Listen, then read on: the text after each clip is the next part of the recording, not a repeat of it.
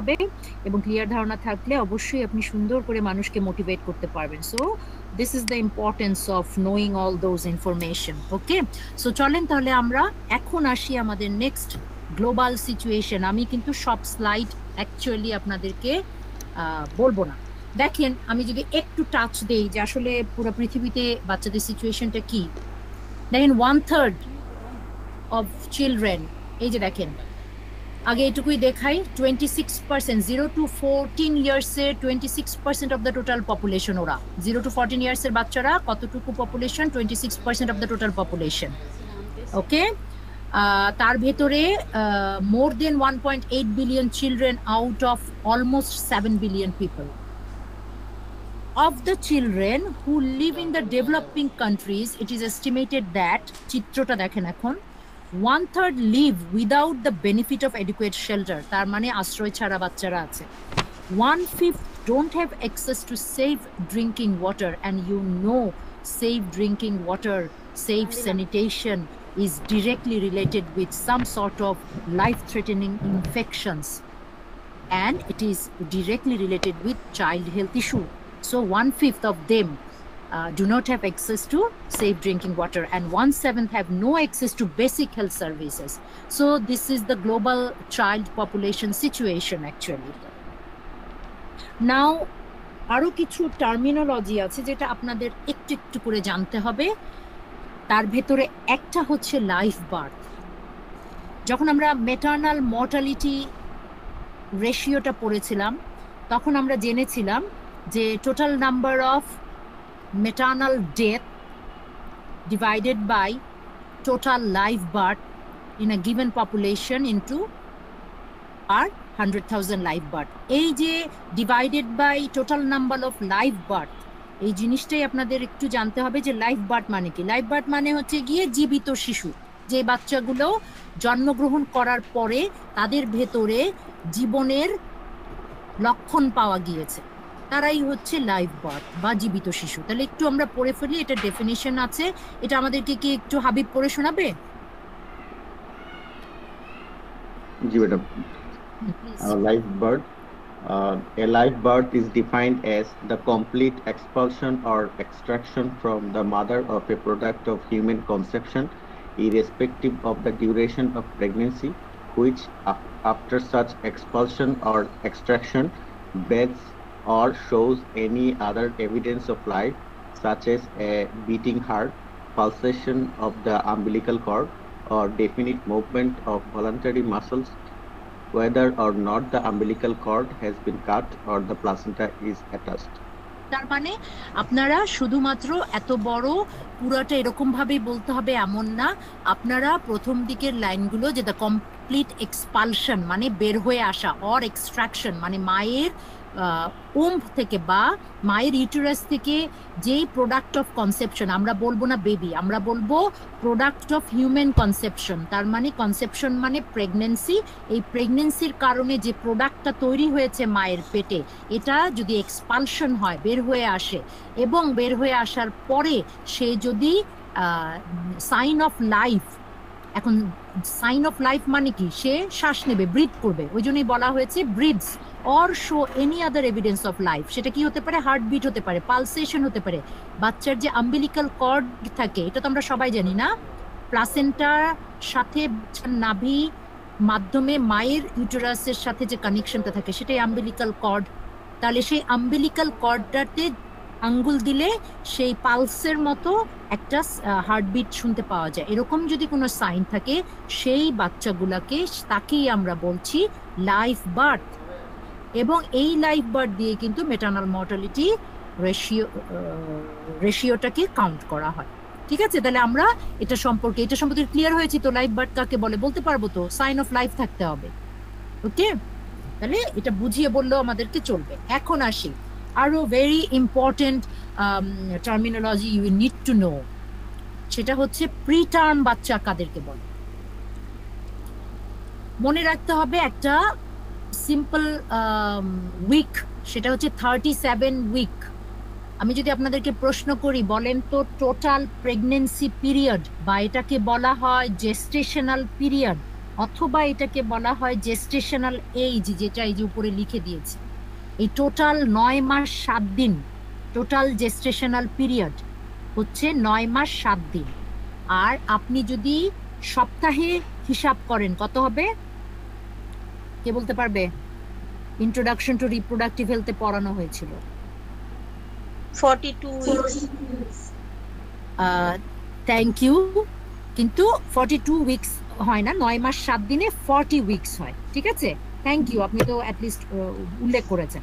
তাহলে আমরা কি বলবো যদি আপনাদেরকে জিজ্ঞেস করা হয় টোটাল প্রেগন্যান্সি পিরিয়ড, অথবা শব্দটাকে চেঞ্জ করে যদি আমরা জিজ্ঞেস করি জেস্টেশনাল পিরিয়ড, অথবা যদি জিজ্ঞেস করি জেস্টেশনাল এজ কত, আপনার আনসার উইল বি 40 উইকস, অথবা 9 মাস প্লাস মাইনাস 7 ডেজ। আমরা 9 মাস প্লাস মাইনাস 7 ডেজের শোনার থেকেও বেশি পছন্দ করি শুনতে 40 উইকস, কারণ এটার সাথেই সব ডেফিনেশন রিলেটেড। এখন যদি কে বললেন 42 সপ্তাহ, আইরিন নাকি মেরি? ম্যাডাম আমি বলেছি আইরিন।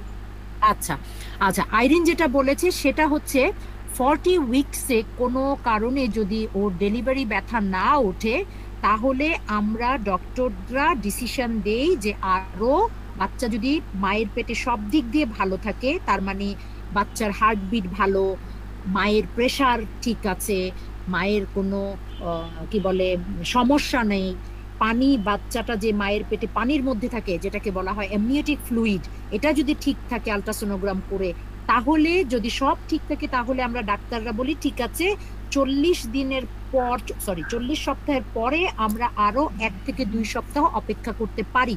সেজন্য 42 উইকস পর্যন্ত আমরা দেখতে পারি, কিন্তু এটা কোনোভাবেই এই ডিসিশন ফ্যামিলি মেম্বাররা কেউ দিবে না, শুধুমাত্র এটা দেওয়ার এখতিয়ার রাখে হেলথ কেয়ার প্রোভাইডার, কে? পার্টিকুলারলি ডক্টর, এটা মনে রাখতে হবে। ঠিক আছে, অথবা যার মিডওয়াইফারি ট্রেনিং আছে সে নার্সও হতে পারে। ঠিক আছে, সো এই জন্য আমরা এটা বলে দিই। এখন আমি আসি, এই যে আইরিন যে 42 উইকসের কথা বললো, এই 42 উইকসেরও একটা ইম্পর্টেন্স আছে, যেটা আমি একটু পরে আপনাদেরকে দেখাচ্ছি, শুধু মনে রাখেন উইকস গুলো। তাহলে প্রথমে আপনাদের কাছে জানতে হবে যে প্রিটার্ম বাচ্চা কাদেরকে বলা হয়। সো ইনফ্যান্ট, যে বাচ্চাটা বর্ন বিফোর 37 কমপ্লিটেড উইকস, এটা এই কথাটা একটু মনে রাখতে হবে। বাচ্চা যারা 37 উইকস কমপ্লিট করার আগেই জন্মগ্রহণ করে, বাট প্রথমে একটা শর্ত আছে, 28 উইকস থেকে 37 উইকসের মধ্যে যে বাচ্চাগুলো জন্মগ্রহণ করে তাদেরকে প্রিটার্ম বাচ্চা বলে। এখন আমি যদি আপনাদেরকে প্রশ্ন করি, হয়তো বা ভুলে গেছেন, 28 উইকসের ইম্পর্টেন্সটা কি কেউ বলতে পারবেন? 28 উইকস এর মধ্যে ম্যাডাম সবকিছু ডেভেলপ হয়, এটার পরে বাচ্চা ফার্স্ট টেন করতে পারে। Very good, very good, very good. So 28 weeks কে বলা হচ্ছে ভায়াবল এজ। 28 উইকসের আগে যত বাচ্চা মায়ের পেট থেকে বের হয়ে যাবে বা নষ্ট হয়ে যাবে তাদেরকে বলা হয় মিসক্যারেজ।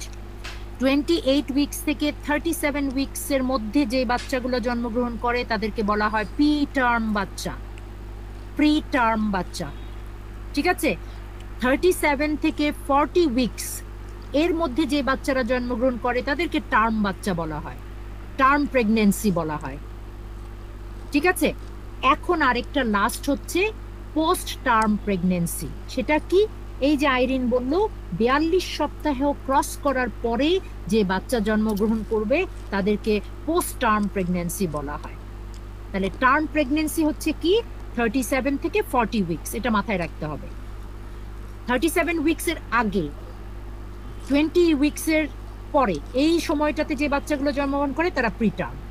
আর 28 উইকসের আগে যত কিছু হবে সেগুলো সব অ্যাবর্শন হয়ে যাবে, মিসক্যারেজ হয়ে যাবে। এইটুক খালি মাথায় রাখেন, কারণ এগুলো আমরা একটু আপনাদেরকে ইনভেরিয়েবলি জিজ্ঞেস করি। ওকে, তাহলে এটা যদি হয় আমরা পরের স্লাইডে যাই। আরেকটি ইম্পর্টেন্ট ইস্যু যেটা কিনা লো বার্থ ওয়েট আমাদের দেশে বিরাট একটা ইস্যু, যেটা আমরা আলাদা একটা লেকচারে পড়বো, আপনাদের অ্যাসাইনমেন্টও দিব। সেই জন্য আমাদেরকে একটু জানতে হবে নর্মাল বার্থ ওয়েট কত বাচ্চার, মানে বাচ্চা কত ওয়েট নিয়ে, কমপক্ষে কত ওয়েট নিয়ে জন্মগ্রহণ করবে। So normal birth weight greater than or equal to 2.5 KG বা 2500 গ্রাম তাহলে এটার আপার লিমিট কত? আমরা বলি 4 কেজির নিচে হতে হবে। তার মানে নর্মাল বার্থ ওয়েট কত হবে? 2.5 কেজি থেকে ওই 4 কেজির নিচে, সেটা 3.9 কেজির মধ্যেও হতে পারে। এইটুক হচ্ছে নর্মাল বার্থ ওয়েট। তাহলে লো বার্থ ওয়েট কাকে বলছে? খুব ভালো করে খেয়াল করেন, এটা খুব পেইড কোশ্চেন আপনাদের জন্য। লো বার্থ ওয়েট বেবি কাদেরকে বলা হয়? যেই সব বাচ্চাদের birth weight less than 2.5 KG হয়, মনে রাখতে হবে। তাহলে কোনো বাচ্চা যদি 2.5 কেজি হয়ে জন্মগ্রহণ করে, সে কি নর্মাল ওয়েট না লো বার্থ ওয়েট? কি বলবেন? লো বার্থ এই জন্যই তো প্রশ্নটা করেছি। আর কি আবার খেয়াল করেন, যে লো বার্থ ওয়েট বলেছেন তাকে একটু বুঝতে হবে। আমি এখানে দেখেন নর্মাল বার্থ ওয়েট কি বলেছি, birth weight greater than or equal to. এটা কি ইকুয়াল টু? তাহলে ইকুয়াল টু মানে কি? কেউ যদি 2.5 কেজি বাচ্চা জন্মগ্রহণ করে, তাকেই বলা হয় ইকুয়াল টু 2.5 কেজি। তাহলে সেটা কি হবে? নর্মাল বার্থ ওয়েট হবে। এবার ক্লিয়ার হয়েছেন? জি ম্যাডাম। আচ্ছা, আর লো বার্থ ওয়েট কাদের হবে? 2.5 কেজির নিচে যারা হবে তারা লো বার্থ ওয়েট। তাহলে ভাইভাতে এভাবে প্রশ্ন করি যে বলেন তো 2.5 কেজি একটা বাচ্চা হলো, তাকে আপনি কোন ক্যাটাগরিতে ফেলবেন, নর্মাল ওয়েট না লো বার্থ? উত্তর কি হবে? নর্মাল। এটাতে কোনো কনফিউশন থাকা যাবে না, হ্যাঁ নর্মাল বার্থ ওয়েট হবে। আর লো বার্থ ওয়েট কি হবে? 2.5 কেজির নিচে, এটাতে আর কোনো কনফিউশন নেই। এবার আসি আরেকটা জানতে হবে, very low birth wait baby, যাদের বার্থ ওয়েট 1.5 কেজির নিচে, birth weight less than 1.5 KG, 1.5 KG মানে 1500 গ্রাম, ঠিক আছে? তাদেরকে বলা হয় very low birth wait baby. মনে রাখতে হবে, এই ভেরি লো বার্থ ওয়েট বেবিদের জন্য এদেরকে বাঁচানোর জন্য খুবই কস্ট ইফেক্টিভ একটা প্রোগ্রাম আছে, সেটা সারা দুনিয়ায় চলে, স্পেশালি থার্ড ওয়ার্ল্ড কান্ট্রিতে বা ডেভেলপিং কান্ট্রিতে চলে, ক্যাঙ্গারু মাদার কেয়ার। সেটা আমাদের লেকচারে কোনো একটা সময় আপনাদেরকে পড়িয়ে দিব। বাট এই তিনটা সম্পর্কে আমরা ক্লিয়ার হয়েছি? আচ্ছা, তাহলে কিন্তু আমি আগাচ্ছি। এই যে এই ভুল করা যাবে না, 2.5 কেজির কোনো বাচ্চা যদি জন্মগ্রহণ করে, সে অবশ্যই নর্মাল বার্থ ওয়েটে হবে, সে লো বার্থ ওয়েটে হবে না, এটুকু মাথায় রাখবো আমরা। আচ্ছা, এবার চলেন আরেকটু দেখে ফেলি স্টিল বার্থ কাকে বলে। এই শব্দটাও আপনারা এই পুরো কোর্স করার সময় শুনবেন, তাহলে আমাকে জেনে নিতে হবে স্টিল বার্থ কাকে বলে। Still birth is the delivery. কিছু বলছেন? জি না ম্যাম। আচ্ছা, stillbirth is the delivery after 28 weeks of pregnancy of a baby who has died before birth. Commonly, stillbirth refer to the delivery of a viable fetus and born dead. মানে কি হলো? stillbirth মানে হচ্ছে বাচ্চাটা viable age cross করেছিল মায়ের পেটে, এবং ভায়াবল এজ ক্রস করার পরে তার যে কোনো সময় 40 সপ্তাহের মধ্যে যে কোনো সময় তার জন্ম হতে পারে হয়তোবা, কিন্তু হওয়ার পরপরই সে বেঁচে ছিল, কিন্তু হওয়ার পরপরই সে মরে গেছে। এটাই হচ্ছে স্টিল বার্থ, সোজা কথা। আর ইন্ট্রাইউটেরাইন ডেথ আর স্টিল বার্থ, এই যে সেকেন্ডটা দেখেন, ইন্ট্রাইউটেরাইন ডেথ মানে হচ্ছে it is the clinical term for still birth. এটা মানে কি, যখন আমরা ডাক্তাররা ক্লিনিক্যালি ইউজ করি তখন আমরা বলি যে ইন্ট্রাইউটেরাইন ডেথ, মানে ইন্ট্রা মানে ভেতরে, ইউটেরাইন মানে ইউটেরাসের ভেতরে বাচ্চা যখন মরে যায় তখন তাকে ইন্ট্রাইউটেরাইন ডেথ বলে। এটা দুটো প্রায় একই শব্দ, স্টিল বার্থ আর ইন্ট্রাইউটেরাইন ডেথ। খালি মনে রাখতে হবে ইন্ট্রাইউটেরাইন ডেথ মানে হচ্ছে বাচ্চা মায়ের ইউটেরাসের ভেতরে মরে গেছে, যেটা কিনা অবশ্যই ভায়াবল এজ ক্রস করতে হবে। আর স্টিল বার্থ হচ্ছে গিয়ে বাচ্চাটা ধরেন ডেলিভারি পেইন নিয়ে আসছে কোনো মা, তখনও বাচ্চাটা মায়ের পেটে জীবিত ছিল, কিন্তু ডেলিভারি প্রসিডিওরের পরপর বা প্রসিডিওরের সময় বাচ্চা পৃথিবীতে বের হয়ে আসার পর আমরা দেখলাম যে ও শ্বাস নিচ্ছে না, মারা গেছে, সেটাকে আমরা স্টিল বার্থ বলি। বাট অ্যাপারেন্টলি স্টিল বার্থ আর ইন্ট্রাইউটেরাইন ডেথ একই, একটু খালি মনে রাখেন, বেশি কিছু বোঝার দরকার নেই, তাহলে একটু প্যাচ লেগে যেতে পারে। আচ্ছা, আর মিসক্যারেজ অলরেডি আমরা পড়ে ফেলেছি। অ্যাবর্শন আর মিসক্যারেজ ভায়াবল এজের আগে বা 28 উইকসের আগে যতগুলো কিছু হবে সব মিসক্যারেজ শেষ। এখন আমরা যাই, ইনফ্যান্ট মর্টালিটি কাকে বলে। ক্লাসের শুরুতেই অলরেডি আমরা পড়ে ফেলেছি ইনফ্যান্ট কাকে বলে। জন্মের পর থেকে 1 বছরের বয়স পর্যন্ত তাকে ইনফ্যান্ট বলে। তাহলে ইনফ্যান্ট মর্টালিটি কাকে বলে? খুব easy. Infant mortality refers to the death of an infant during the first year of life. সূত্রে কিভাবে আমরা ফেলি? Number of death among infants under 1 year per 1000 live births in a given year. একটা জিনিস খালি মনে রাখেন, বাচ্চাদের যতগুলো মর্টালিটি আমি দেখাবো, infant mortality, neonatal mortality, under 5 mortality, এই 3টা মর্টালিটি আছে বাচ্চাদের, এই একই সূত্রের মধ্যে ফেলে দিতে হয়। শুধুমাত্র যখন নিওনেট বলবো তখন এখানে নিওনেট হবে, যখন আন্ডার 5 বলবো তখন এখানে আন্ডার 5 হবে, আর যখন আমি ইনফ্যান্ট বলবো তখন এই জায়গাটা ইনফ্যান্ট হবে, বাট সূত্র একই। আরেকটা কি মনে রাখতে হবে, মেটার্নাল মর্টালিটি রেশিও হচ্ছে পার 100,000 লাইভ বার্থ, আর শিশুদের সব মর্টালিটি কিন্তু পার 1000 লাইভ বার্থ। প্লিজ দয়া করে এই ভুলটা কখনোই আমরা করব না, বিশেষ করে ভাইভাতে। মনে থাকবে? জি ম্যাম। আচ্ছা, তাহলে infant mortality, neonate mortality and under 5 mortality, সব মর্টালিটি পার 1000 লাইফ বাড়তে হবে, এটা আমাদেরকে মনে রাখতে হবে। আর মেটার্নাল মর্টালিটি ছিল পার 100,000 লাইফ বার্থ। আরেকটা মর্টালিটি হচ্ছে পেরিনেটাল মর্টালিটি। দেখেন, পেরিনেটাল মর্টালিটি মানে হচ্ছে, আগে একটু বুঝে নেই পেরিনেটাল পিরিয়ডটা কাকে বলে, তাহলে মর্টালিটিটা বুঝতে ইজি হবে। Perinatal period, Natal period commences at 28 completed weeks, তার মানে ভাইবল এজ অফ জেস্টেশন। কত দূর পর্যন্ত এটা থাকবে? and ends 7 completed days after birth। সোজা হিসাব বাংলায় যদি বলি, মায়ের পেটে যে বাচ্চা 28 সপ্তাহ ক্রস করেছে, ওই 28 সপ্তাহ থেকে ডেলিভারি হওয়ার পর 7 দিন পর্যন্ত যে পিরিয়ডটা, যে সময়টা, এটাকে পেরিনেটাল পিরিয়ড বলা হয়। তাহলে পেরিনেটাল মর্টালিটি তার মানে কি? এই perinatal mortality refers to the number of still birth and deaths in the first week of life. হয়ে গেল, এটা হচ্ছে পেরিনেটাল ডেথ। ওকে, তাহলে আমরা পড়ে ফেললাম পেরিনেটাল পিরিয়ড। এখন আমরা আস্তে আস্তে যাচ্ছি আমাদের আসল টপিকের দিকে। আপনারা একটা জিনিস বুঝতে পেরেছেন, আপনাদের ভাইবা পরীক্ষা শুরু হয় এভাবে। কোর্সের নাম কি ম্যাডাম? Child health. আচ্ছা বলেন তো, what are the common issues regarding child health? এটা এভাবেই প্রশ্নটা শুরু হয় কিনা? Yes or no? Yes ma'am.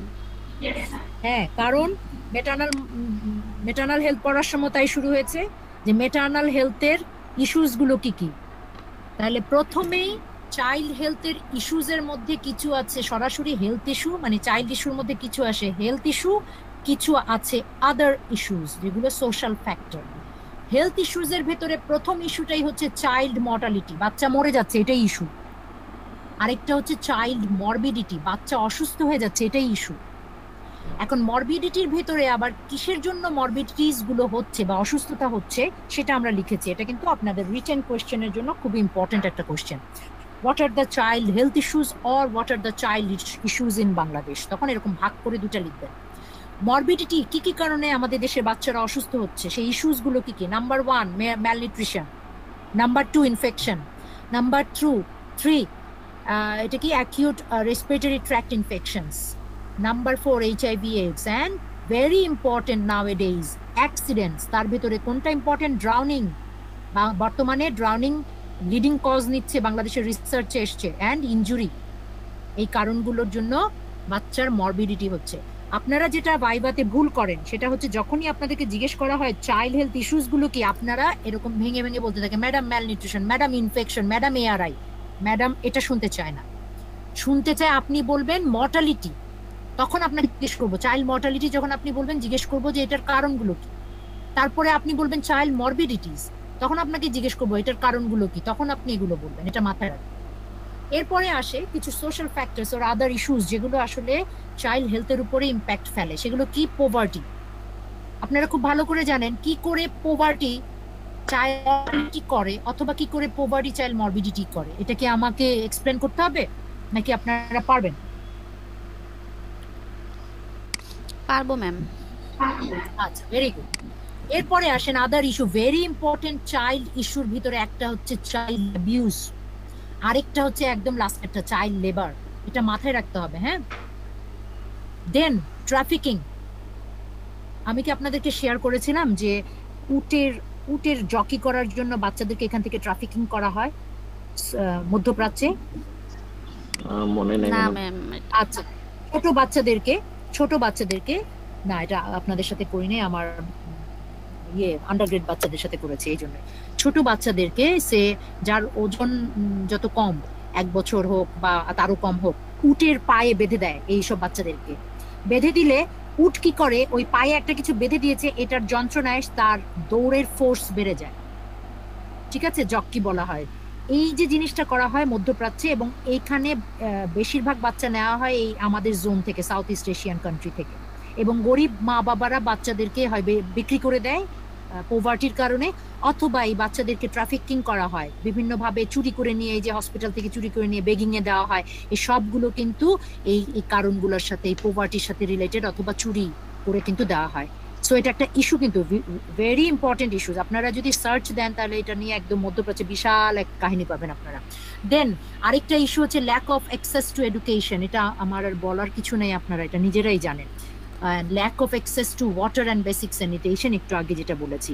So আদার ইস্যুর ভিতরে যেটা আমরা শুনতে খুব প্রেফার করব সেটা হচ্ছে চাইল্ড অ্যাবিউজ অর মলেস্টেশন, আর একটা হচ্ছে চাইল্ড লেবার, যেটা আপনাদের এখানে লেকচাররা আছে, আমি আপনাদেরকে অ্যাসাইনমেন্টও দিব লাস্টে। ওকে, তাহলে ইস্যুগুলো নিয়ে আমরা কথা বলে ফেললাম। এরপরে গ্লোবাল যে সিচুয়েশন, এটাতে আমি আর ডিসকাশনে যাব না। এটা আপনারা যারা বেশি ইন্টারেস্টেড হবেন, এটা জাস্ট পড়ে দেখতে পারেন নিজেদের ওন ইন্টারেস্টের জন্য। কথাগুলো বিভিন্ন জায়গা থেকে, আমরা রিসার্চ থেকে, UNFPA, UNICEF, save the children থেকে এগুলো নেওয়া হয়েছে। ঠিক আছে, এখন এখানে মর্টালিটির কিছু গ্লোবাল সিচুয়েশন, এই যে আন্ডার 5 মর্টালিটির কিছু গ্লোবাল সিচুয়েশন আমি দিয়েছি, যেগুলো একটু লেটেস্ট ডেটা। এই যে neonatal mortality, infant mortality, under 5 mortality, এটা গ্লোবালি বুঝিয়েছি। সো এই জন্য আমি গ্লোবালিটা আমি বলছি না আপনাদেরকে, আমার দেশেরটা আমি আপনাদেরকে একটু জানাতে ইন্টারেস্টেড। তার আগে, দেশেরটা জানানোর আগে একটু চলে যাই চাইল্ড হেলথ ইস্যুর ভিতরে। ফার্স্ট ইস্যুটাই আমরা দেখলাম চাইল্ড মর্টালিটি। তাহলে চলেন আমরা একটু দেখে ফেলি চাইল্ড মর্টালিটির লেটেস্ট কজগুলো কি বলে। 2016-এ যে মর্টালিটির কজগুলো বের হয়েছে, 2018-এ কজগুলো পাবলিশড হয়নি, বাট এই 16-এর এই কজগুলোই 2018-এ বলা হয়েছে।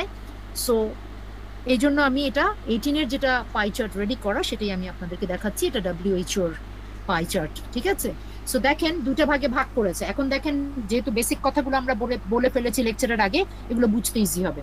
দুটো ভাগে ভাগ করেছে, নিওনেটাল পিরিয়ড, যেটা আমি বললাম 0 to 28 days, আর পোস্টনেটাল পিরিয়ড 28 days এর বিয়ন্ড। ঠিক আছে, আচ্ছা এখন দেখেন নিওনেটাল পিরিয়ডের প্রথম যে cause of death, neonatal death, সেটা আমরা কি দেখতে পাচ্ছি? 11%। একটু পড়েন তো দেখি, এটা কি দেখতে পাচ্ছি? এইটা, এই যে আমার কার্সার যেখানে, সেটা পড়বে। জি ma'am, birth asphyxia. Birth asphyxia, কিন্তু আমার একটু ভুল হলো, 11% এর আগে প্রিম্যাচুরিটি 16% মেইন কজ। হ্যাঁ, প্রিম্যাচুরিটি। ঠিক আছে, জি ম্যাম। তাহলে মেইন যে বাচ্চাদের বয়স 28 দিন, সেই বাচ্চাদের বা জন্মের পরপর যে বাচ্চা, তাদের প্রথম মৃত্যুর কারণ হচ্ছে প্রিম্যাচিউর বাচ্চা, যেটা আমরা একটু আগে দেখে আসলাম। কাদেরকে বলে? 37 উইক কমপ্লিট করার আগেই যাদের জন্ম হয়েছে। ঠিক আছে, তাহলে প্রথম কজ অফ ডেথ হচ্ছে প্রিম্যাচুরিটি, এটা মনে রাখতে হবে। কাদের? নিওনেটালদের। এরপরের সেকেন্ড কজ হচ্ছে বার্থ অ্যাসফাইক্সিয়া, মানে হচ্ছে অ্যাসফাইক্সিয়া মানে হচ্ছে বাচ্চার জন্মের পরপর শ্বাস নিতে সমস্যা হচ্ছে, অক্সিজেন পাচ্ছে না, এটাই বার্থ অ্যাসফাইক্সিয়া। প্লিজ শব্দগুলো একটু মনে রাখার চেষ্টা করবেন। তাহলে সেকেন্ড কজ হচ্ছে 11% বার্থ অ্যাসফাইক্সিয়া, এবং আমরা ইনভেরিয়েবলি আপনাদের প্রত্যেককে ভাইবার সময় এই কজগুলো জিজ্ঞেস করবো, মাথায় রাখতে হবে। হ্যাঁ, একদম সুন্দর করে, এরকম মেসি করে বললে চলবে না, এদেরটা এখানে বললে চলবে না, এদেরটা এখানে বললে চলবে না, কারণ দুটার লিডিং কজ আলাদা। এই জন্যই আমি বারবার একটু ইম্পর্টেন্স দিচ্ছি। তাহলে 16% হচ্ছে প্রিম্যাচুরিটি, 11% হচ্ছে বার্থ অ্যাসফাইক্সিয়া। এর পরের পার্সেন্টেজটা কি? Infection or neonatal sepsis. কাদের হয়? যারা হোম ডেলিভারি বেশি করায়, আনট্রেন্ড দায় দিয়ে যারা ডেলিভারি বেশি করায় তাদের। এরপরে হচ্ছে গিয়ে কি? কনজেনিটাল অ্যাবনর্মালিটিস অ্যান্ড আদার, এই যে নিওনেটাল টিটেনাস। ঠিক আছে, তাহলে আমরা সিরিয়ালটা এভাবে মনে রাখবো, অন্তত 3টা যেন আপনার মাথায় থাকে, সেভাবে মনে রাখবেন। প্রিম্যাচুরিটি, প্রিম্যাচিউর হলে তাদের বার্থ অ্যাসফিক্সিয়া বা শ্বাস নিতে কষ্ট হয়, এছাড়া হচ্ছে গিয়ে ইনফেকশন হয়। এভাবে মনে রাখবেন, পড়তে সুবিধা হবে। এবার চলে আসি ব্লু সাইডে।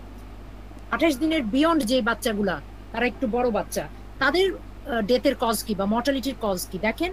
সবচেয়ে হাইয়েস্ট কত পার্সেন্ট? 13%। সেটার কজ কি দেখেন? নিউমোনিয়া, বা আমরা বলি ARI, acute respiratory tract infection. এটার আন্ডারে কমন কোল্ড, নিউমোনিয়া সব পড়ে। তার ভেতরে দেখেন তাহলে যে বাচ্চার বয়স 28 দিনের উপরে এবং আন্ডার 5 চিলড্রেন, এদের প্রথম কজ হচ্ছে কি নিউমোনিয়া। আপনি যদি এখন বলেন আন্ডার 5 চিলড্রেনদের প্রথম কজ প্রিম্যাচুরিটি, তাহলে তো বেসিক শেষ। তাহলে pneumonia number 1 cause, number 2 cause, এরপরে আদার গুলো বলবেন আপনারা, ঠিক আছে? এই যে কনজেনিটাল অ্যাবনর্মালিটিস, দেন এই যে ইনজুরিজ, দেন ম্যালেরিয়া, মিজেলস মানে ইনফেকশন, এই যে ডায়রিয়াটা কিন্তু ভেরি ইম্পর্টেন্ট, ঠিক আছে? Pneumonia, congenital abnormalities and diarrhea 8%। তাহলে নিউমোনিয়া, ডায়রিয়া, এভাবে বলবেন, pneumonia, diarrhoea, congenital abnormalities and then other infections। শেষ। তাহলে আমরা কজ গুলো পড়ে ফেললাম, আশা করি বুঝেছেন। ওকে, চলে যাই বাংলাদেশ সিচুয়েশনে। বাংলাদেশ সিচুয়েশনের অ্যাকর্ডিং টু বিডিএইচএস, এতদিনে তো জানি বিডিএইচএস মানে কি, বাংলাদেশ ডেমোগ্রাফিক হেলথ সার্ভে। প্রত্যেক কয় বছর পর পর, 10 বছর পর পর, না 5 বছর পর পর, না 7 বছর পর পর ওদের একটা রিপোর্ট বের হয়। সো সেই রিপোর্ট অনুযায়ী, লেটেস্ট রিপোর্ট এটাই 2017, এটার অনুযায়ী আন্ডার 5 বাংলাদেশে মর্টালিটি রেট কত আপনাদেরকে কিন্তু আমরা বাই জিজ্ঞেস করবো। 45 per 1000 live birth. Infant mortality rate কত? 38। নিওনেটাল মর্টালিটি রেট কত? 30। ঠিক আছে? তাহলে দেখেন, নিওনেটাল মর্টালিটি রেট একসময় আমাদের দেশে অনেক বেশি ছিল, আমরা কিন্তু সেটার থেকে কমিয়ে এনেছি। সো আমরা, তার মানে কি, আমাদের পাবলিক হেলথ সেক্টরে অ্যাওয়ারনেসের প্রোগ্রামগুলো ভালো চলছে। তারপরেও এখনো আমাদের আরো এসডিজি অনুযায়ী আরো কমাতে হবে, সেজন্য আমাদেরকে খেয়াল করতে হবে এই যে আন্ডার 5 আর ইনফ্যান্টের কজগুলো, তাহলে সেখানে আমাকে গুরুত্ব দিতে হবে। এখনো 45 আর 38 যদি হয় পার 1000 লাইভ বাড়তে, তাহলে আমরা যে এইমাত্র দেখলাম যে নিউমোনিয়ায় মারা যাচ্ছে, কি বলে, আমরা দেখলাম ডায়রিয়ায় মারা যাচ্ছে, তাহলে সেই কজগুলো আমাদেরকে প্রিভেন্ট করতে হবে। এখন ডায়রিয়া কেন মারা যায়? ওই যে বেসিক স্যানিটেশন, ওয়াটার সাপ্লাই ঠিক নাই, আমাদের মারা জানে না হাত পরিষ্কার করে খাওয়াতে হয়, গরিব তাই আমরা ঠিকমতো খাওয়াতে পারি না, এরকম বিভিন্ন কারণ আছে, সেগুলোর উপরে কাজ করতে হবে। এই চিত্র সেটাই দেখাচ্ছে যে পাবলিক হেলথের কোন জায়গায় আপনি আপনার ইন্টারভেনশনটা দিবেন। ওকে, তারপরে আমরা চলে যাই। মোটামুটি এগুলো আমি কিছু আপনাদেরকে এখন বলবো না, কারণ এগুলো চিত্র কিছু আমি দিয়েছি, যেটা আপনারা ওন ইন্টারেস্টে দেখে নেবেন, না হলে আসলে আমি এটা আলোচনা করব না, ঠিক আছে? পরের লেকচারটাতে, এটা শেষ, পরের লেকচারটাতে, এই যে পরের লেকচারটাতে যাওয়ার আগে principles of global child health, এটা যদি আমরা একটু পড়ি। এখানে আপনাকে যদি জিজ্ঞেস করা হয়, বলেন তো চাইল্ড হেলথের যে ইস্যুস গুলো আছে, সেগুলো আসলে সর্ট আউট করতে গেলে কি কি করা উচিত আমাদের, তখন কিন্তু এই যে এই জিনিসটা খুব ভালো কাজ করে, এই পয়েন্টগুলো খুব ভালো কাজ করে। সো যেমন focus on children who have least access to services, তাহলে আমাদেরকে ফোকাস করতে হবে। Support simple and cost effective intervention, কারণ সবার পয়সা নেই, আমাদের দেশের মানুষরা এত টাকা খরচ করতে পারবে না। নিউট্রিশন ইমপ্রুভ করতে হবে, কারণ আমরা দেখলাম ম্যাল নিউট্রিশনের কারণে অনেক বাচ্চার মর্টালিটি হচ্ছে, মরবিডিটি হচ্ছে, ঠিক আছে?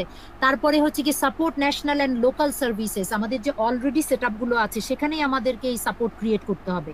অলরেডি যে হসপিটালগুলো আছে সেখানে আমাদের বার্থ অ্যাসফিক্সিয়ার জন্য প্রোগ্রাম চালাতে হবে, সেখানেই আমাদেরকে ডায়রিয়া ট্রিটমেন্টের জন্য প্রোগ্রাম চালাতে হবে, যাতে করে কস্ট ইফেক্টিভ হয়।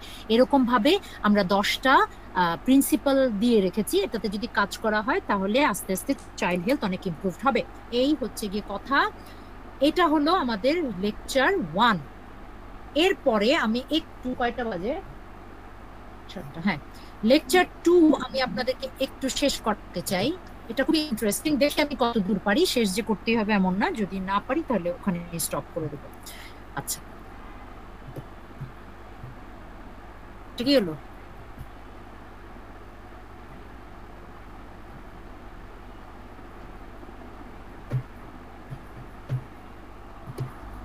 দেখা যাচ্ছে লেকচার নোটটা? জি ম্যাডাম। জি ম্যাম। আচ্ছা, তাহলে সেকেন্ড লেকচার নোটের নাম কি? লেকচার 2 কি হচ্ছে? Growth and development of infant and children. This is a very important lecture for you because এখানে অনেক ছোট ছোট কিছু ইনফরমেশন আছে যেটা সরাসরি হয়তো বা লেখা নাই, বাট এখানে একটু বুঝার সিম্পল জিনিস বা বুঝতে হবে। ঠিক আছে, চলেন আমরা শুরু করি।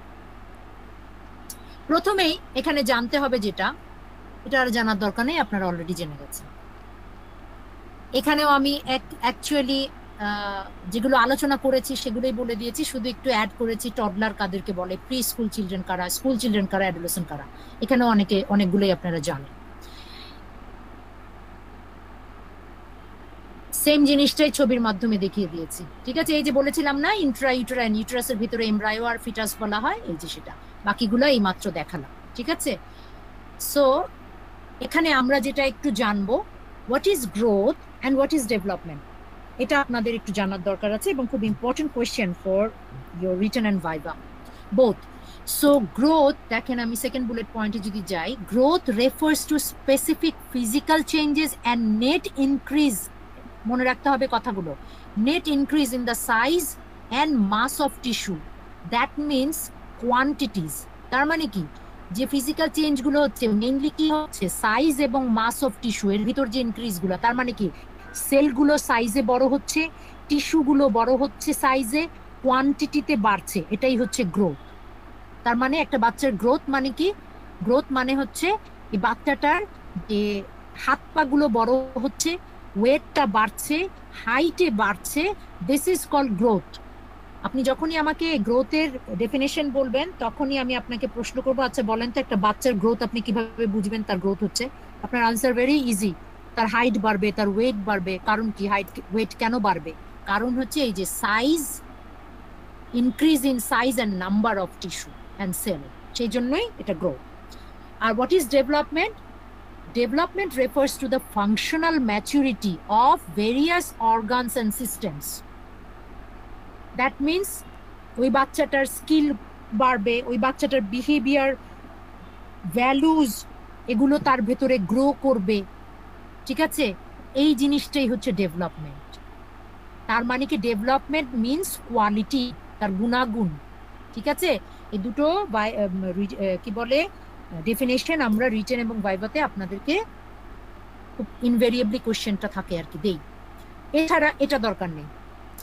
এখন ওই যেটা আমি বললাম যে গ্রোথ কিভাবে বুঝবেন, গ্রোথ বুঝবো আমি ওই বাচ্চাটার ওয়েট দেখে, ওই বাচ্চাটার লেন্থ, লম্বায় কত হচ্ছে বা হাইট দেখে, ওই বাচ্চাটার হেড সার্কামফারেন্স মানে কি মাথার চতুর্দিকের সার্কামফারেন্সটা দেখে আমরা বুঝবো এটা বাড়বে বাচ্চা গ্রোথের সাথে সাথে। চেস্ট সার্কামফারেন্স বাড়বে এবং বডি মাস ইন্ডেক্স বাড়বে, বাট বিএমআই একদম ছোট বাচ্চাদের জন্য না, এইটা অ্যাডোলেসেন্ট বাচ্চাদের জন্য এবং অ্যাডাল্টদের জন্য। ঠিক আছে, বাট যেহেতু ডেফিনেশন অনুযায়ী অ্যাডোলেসেন্টরাও চিলড্রেনদের মধ্যে পড়ে, সেই জন্য বিএমআই কে এটার মধ্যে রাখা হয়েছে। তাহলে আপনাকে যদি প্রশ্ন করা হয় ফিজিক্যাল গ্রোথ গুলোর ইন্ডিকেটর কি, কিভাবে বোঝা যায় যে গ্রোথ হয়েছে, তাহলে এগুলোই হচ্ছে ফিজিক্যাল গ্রোথ ইন্ডিকেটর। ওয়েট দেখবো, হাইট দেখবো, সোজা। এখন দেখেন, this is a very important slide for you because এই স্লাইডটাতে দেখেন আমি কি লিখেছি, malnutrition occurs in the first year of life. First year of life কে আমরা জানি কি বলি, প্রথম 1 বছরের বাচ্চাদেরকে কি বলা হয়? Very good. তাহলে দেখেন, malnutrition occur in the first year of life because, কেন এই ইনফেন্টদের ভিতরে ম্যালনিউট্রিশন হচ্ছে? Because energy demands are highest at this time. কিভাবে এনার্জি ডিমান্ডটা হাইয়েস্ট? কারণ হচ্ছে বাচ্চার গ্রোথটা এই সময় হাইয়েস্ট। আমি এখনই দেখাচ্ছি সেটার প্রমাণটা কি, যে গ্রোথটা কেন হাইয়েস্ট এই সময়। দেখেন এই প্রমাণটা হচ্ছে এটা। তার মানে আমি কি বুঝলাম, যে 1 বছরের বাচ্চাদেরই সবচেয়ে বেশি ম্যালনিউট্রিশন হয়, কারণ এই মুহূর্তে তাদের গ্রোথ সবচেয়ে বেশি হয়। তার ভিতরে গ্রোথ বেশি হওয়া মানেই হচ্ছে এনার্জিটা তাদের খাবার মধ্যে বেশি প্রয়োজন হয়, ডিমান্ডটা বেশি থাকে। এখন এই যে গ্রোথটা হচ্ছে, এটা একটু দেখাই আমি কিভাবে হচ্ছে। দেখেন যেই বাচ্চাটা জন্মগ্রহণ করার পর থেকে 6 মাস বয়স পর্যন্ত একটা বাচ্চার amount of weight gain in well Nourish children কত হবে, 4 থেকে 4.5 কেজি। ঠিক আছে। আর এই যে 6 থেকে 12 মান্থের মানে 1 বছরের ভিতরে ওই বাচ্চাটার গ্রোথ হবে 2.2 কেজি থেকে 2.4 কেজি। তাহলে বুঝতে পারছেন আমি এই 0 থেকে 12 মান্থ মানে এরাই হচ্ছে সেই ইনফ্যান্ট যাদের গ্রোথটা দেখেন কি সাংঘাতিক ভাবে তারা ওয়েট বাড়ছে। ওয়েট বাড়া মানেই হচ্ছে বডি মাস বাড়ছে। বডি মাস বাড়া মানেই হচ্ছে গিয়ে তার ক্যালোরির দরকার বেশি বা এনার্জির দরকার বেশি। এই টাইমেই যদি আমরা এনার্জি বা খাবারটা তাকে ঠিক মতো না দেই তখনই আমাদের দেশের বাচ্চাদের ম্যালনিউট্রিশন ডেভেলপ করে। এখন আপনি যদি আমাকে সংখ্যায় জানতে চান কত এনার্জির দরকার হয়, অ্যাডাল্টদের যদি 40 ক্যালোরি পার ডে প্রয়োজন হয়, এই পিরিয়ডটাতে ইনফ্যান্ট এই যে 0 থেকে 12 মান্থের পিরিয়ডটাতে এখানে বাচ্চাদের 4 গুণ ক্যালোরির দরকার হয়। ঠিক আছে। ধরেন অ্যাডাল্টদের প্রয়োজন হয়েছে, অ্যাডাল্টদের আমাদের প্রয়োজন হচ্ছে গিয়ে 30 ক্যালোরি পার ডে। তাহলে এই টাইমে বাচ্চাদের যেটা প্রয়োজন হয় কত, 4 গুণ হলে কি হবে, 3 4 12, 120 ক্যালোরি পার ডে তাদের এনার্জি রিকোয়ারমেন্ট। এজন্যই বলা হয় যে 6 মান্থস পর্যন্ত বাচ্চা মায়ের বুকের দুধ খাবে। 6 মান্থস কমপ্লিট করার পর, কমপ্লিট করার আগে না, যেখানে আমাদের ভুল ধারণা আছে, 6 মান্থস কমপ্লিট করার পর 180 দিন কমপ্লিট করার পর বাচ্চাকে খাবার দিতে হবে। এটাকে বলা হয় কমপ্লিমেন্টারি ফিডিং, এখন আর উইনিং বলে না। সেই কমপ্লিমেন্টারি ফিডিং দিতে হবে বাচ্চাকে এই সময়ের পরে। এর মধ্যে সেই ফিডিং এর ভেতরে সেগুলোর আবার ক্যারেক্টারিস্টিক্স আছে যেটা আমরা একটা আলাদা লেকচার নোটে পড়বো যে কমপ্লিমেন্টারি ফিডিংটা কিরকম হবে। তাহলে আমরা এখান থেকে দেখেন তারপরে 12 মাসের পর বা 1 বছরের পর থেকে 18 মাসের মধ্যে দেখেন এই যে এটার থেকেও কমে, কোথায় ছিল 2.2, এখানে এখন আছে 1.3 টু 1.4 কেজি বাড়ে। আর 18 মাস থেকে 24 মাসে আরো কমে যায়। তার মানে আমরা দেখতে পাচ্ছি প্রথম 1 বছরে তাদের এনার্জি ডিমান্ডটা সবচেয়ে বেশি। এই জন্যই ম্যাল নিউট্রিশনটা এই টাইমে হয়। এখান থেকে যেভাবে আমরা ভাইভা কোশ্চেনটা জিজ্ঞেস করি যে সবচেয়ে বেশি গ্রোথ কখন হয় বাচ্চার, আপনার আনসার হবে ম্যাডাম মায়ের পেটে থাকা অবস্থা সবচেয়ে র্যাপিড হয়। কারণ দেখেছেন 9 মাসে একটা বাচ্চা কত তাড়াতাড়ি বড় হয়ে যায়। জন্মের পর প্রথম 6 মাস পর্যন্ত বাচ্চার গ্রোথ, তারপরে আরো বেশি হয়। ঠিক আছে। সো 12 মাস পর্যন্ত একটা বাচ্চার গ্রোথ সবচেয়ে বেশি হয়। এই হলো আমাদের এই ma'am excuse me. Yes ma'am এই কেজির হিসেবটা আমি বুঝতে পারছি না। 6 to 12 মাস 2.2 to 2.4 কেজি মানে ম্যাম ওয়েট বাড়বে, amount of weight gain in well nourished Chicken- children, এটা ওয়েট monthly। বাড়বে। ওই ব্রেকডাউনটা আমরা এখন দেখবো না। আমি বুঝতে পারছি মাহমুদা আপনি যেটা বলছেন জি। সেটা আমরা বুঝতে পারছি, সেটা আমি ওই ব্রেকডাউনটা এখানে আমরা বলবো না। এভারেজে amount of weight gain per month আপনাকে এরকম 2.2 থেকে 2.4 কেজি পর্যন্ত বাড়বে। পার আছে? মান্থ ঠিক আছে। হ্যাঁ।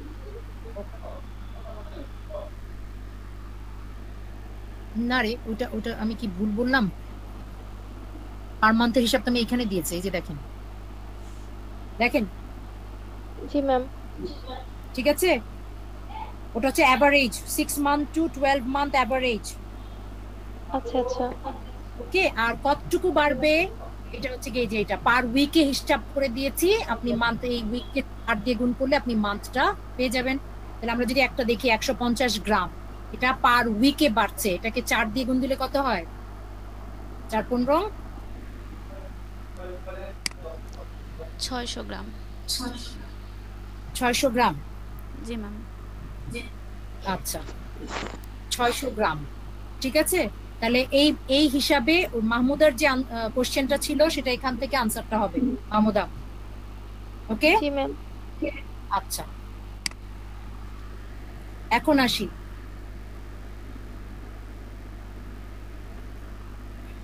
কি দেখতে পাচ্ছেন স্লাইডে? কি দেখতে পাচ্ছি গ্রোথ স্লাইডে? Monitoring. Growth monitoring. Growth monitoring বাচ্চার ঠিকমতো গ্রোথ হচ্ছে কিনা সেটা দেখার একটা প্রসেস। ঠিক আছে? এখন তাহলে গ্রোথ মনিটরিংটা কি যদি জানতে চাই, growth monitoring is the process of following the growth rate of a children in comparison to a standard by periodic frequent anthropometric measurement. Mahmuda নিউট্রিশনের ব্যাকগ্রাউন্ড থেকে এসেছেন না? জি ম্যাম। ম্যাম, তাহলে অ্যানথ্রোপোমেট্রিক মেজারমেন্টটা কি মাহমুদা আমাদেরকে যদি একটু শেয়ার করতেন।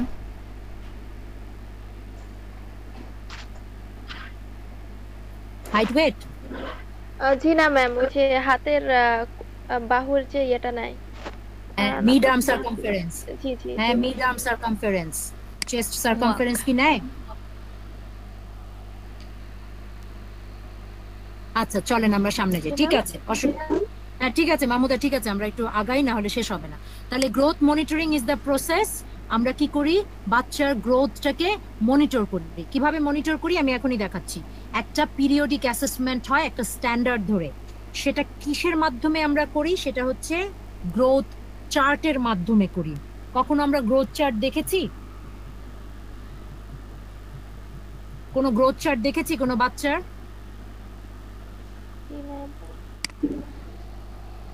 কেউ রেসপন্স করছে না, বুঝতে পারছি না। দেখেছি ম্যাডাম। আচ্ছা, গ্রোথ চার্টটা দেখেছি। ওকে, তাহলে আমি আপনাদেরকে দেখাচ্ছি। গ্রোথ মনিটরিং কিভাবে করা হয় বা গ্রোথ মনিটরিং এর টুলটা কি, আনসারটা হচ্ছে গিয়ে গ্রোথ চার্টের মাধ্যমে করি। এই গ্রোথ চার্ট বিভিন্ন ধরনের আছে, সেগুলো কিসের উপর নির্ভর করে গ্রোথ চার্ট করেছি, এই যে ইন্ডিকেটরগুলোর উপর নির্ভর করে। নাম্বার 1, ওয়েট ফর এজ, তার মানে বাচ্চার এইজ অনুযায়ী সেই বাচ্চার স্ট্যান্ডার্ড ওয়েট কত হবে সেই অনুযায়ী আমরা একটা গ্রোথ চার্ট করেছি। আরেকভাবে দেখা যায় হাইট ফর এজ, বাচ্চার এইজ অনুযায়ী বাচ্চার হাইট কত হবে সেরকম একটা গ্রোথ চার্ট আছে। ওয়েট ফর হাইট, হাইট অনুযায়ী ওয়েট, ওয়েট অনুযায়ী হাইট কত হবে সেরকম একটা স্ট্যান্ডার্ড আছে।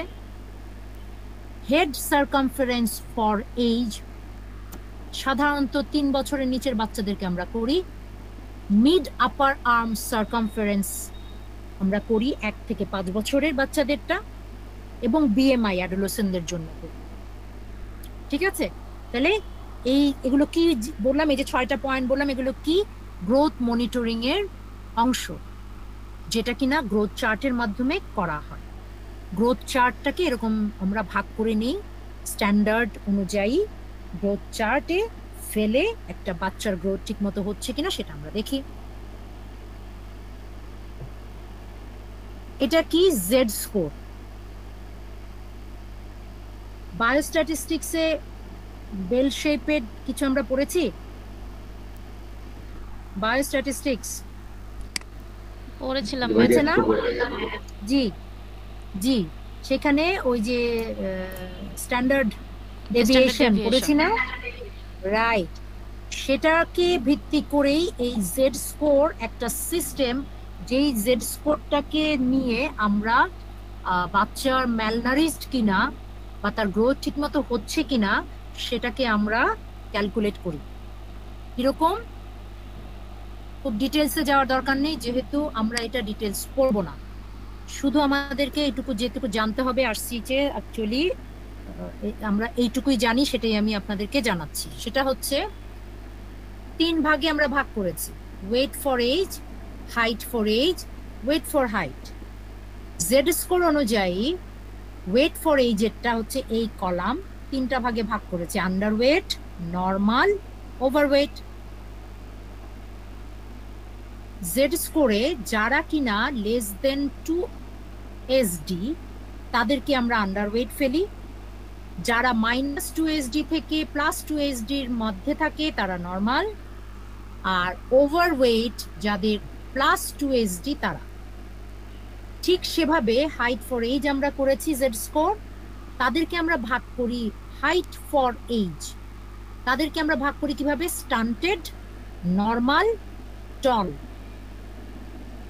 ওই ক্যাটাগরিটা কিন্তু একই, এই যে দেখেন এখানেও -2 SD, -2 +2 SD, মোর দেন 2 SD, সেম জিনিস, -2 SD, -2 SD, plus minus plus. তাহলে এখন আমরা কিভাবে করলাম, হাইট ফর এই যে 3 ভাগে ভাগ করেছি, স্টান্টেড, নর্মাল, টল, ওই ডেভিয়েশনটা কিন্তু একই। এর পরের কলাম হচ্ছে গিয়ে ওয়েট ফর হাইট। এদেরকে আমরা কি ভাগে ভাগ করি, আমরা দেখি হাইট অনুযায়ী ওয়েট ঠিক আছে কিনা। সেটা কিভাবে আমরা করেছি, ওয়েস্টেড, নর্মাল, ওভারওয়েট। এই জেড স্কোরের মাধ্যমে আমরা বাচ্চাদের ম্যালনিউট্রিশনটা দেখি। এছাড়াও আরো কিছু ক্লাসিফিকেশন আছে ম্যালনিউট্রিশনের, যেগুলো গোমেজ ক্লাসিফিকেশন, নাম শুনেছি মাহমুদা, শোনার কথা, গোমেজ ক্লাসিফিকেশন।